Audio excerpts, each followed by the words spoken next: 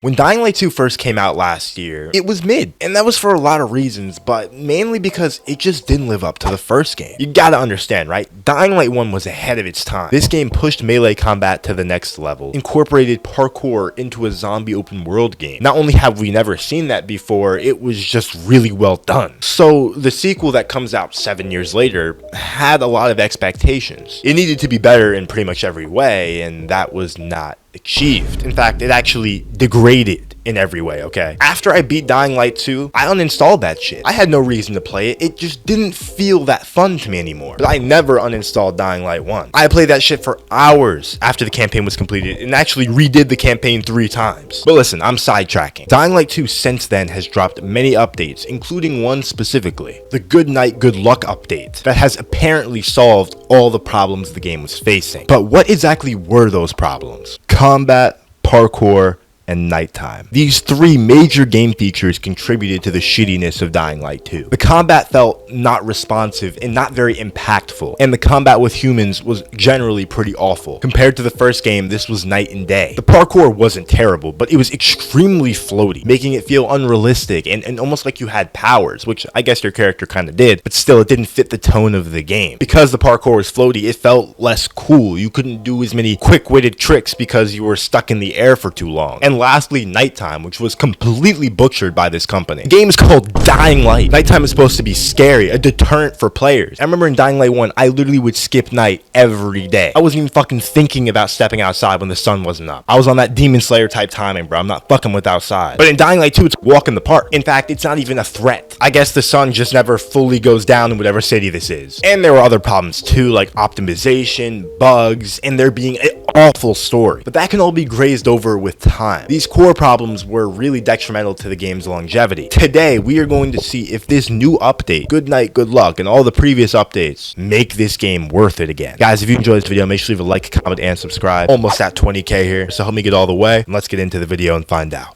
First thing I was getting to was the combat, bro. Okay, that's the main thing I enjoy in this game. Killing zombies. And the combat was actually not improved in the Good Night, Good Luck update. This was improved before, but I hadn't hopped on since, so let's see what it's about. Alright, here we go. Oh, shit. Okay. Okay, there's a lot of them. Oh. Okay, I can feel that. Ooh, wait. Dude, this feels so good. Ooh, dude.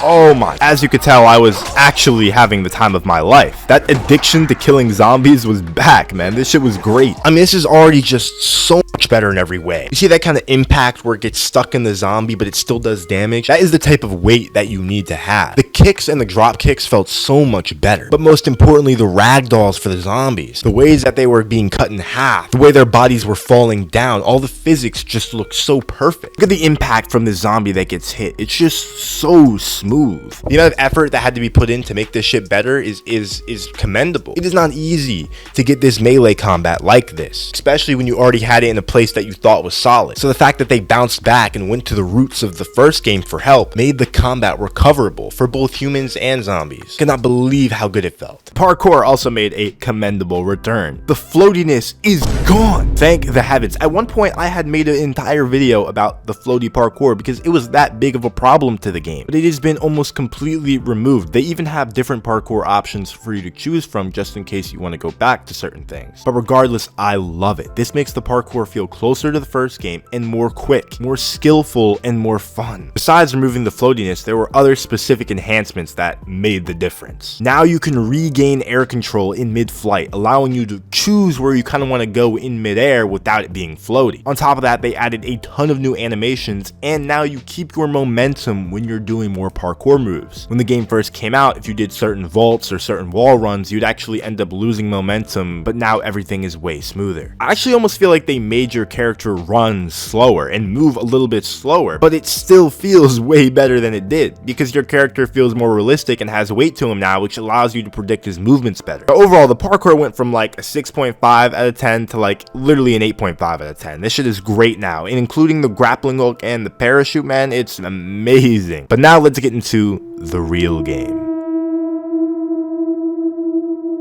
I know I'm recording for a fucking video and shit, but I don't even want to fucking do this. I don't even fucking do it. Ooh, I can already tell. I can already tell. Alright. What the fuck? This shit isn't even dark, bro. Nah, wait. I'm pretty sure I know what's going on. There's a fucking setting or some shit. Okay, here we go. Darker nights. Holy shit, bro. There's so many fucking behind me, bro. There's so many behind me. Nighttime is no fucking joke, bro. They actually pulled this shit off. This update focused on nighttime. And it is no fucking joke, dude. They focused on making it more unpredictable. Placing volatiles and random zombies in just crazy places so you can never be prepared. Volatiles are on rooftops. There's more of them. Guys, this is the terrifying Dying Light I know. But I went back to Villador because I wanted to get a sense of how nighttime was in the village, on the streets of Villador. Eventually I got caught though, and unfortunately a screamer got a screech out before I could kill it. And so began the scariest fucking zombie experience of my life, bro. Look at this shit.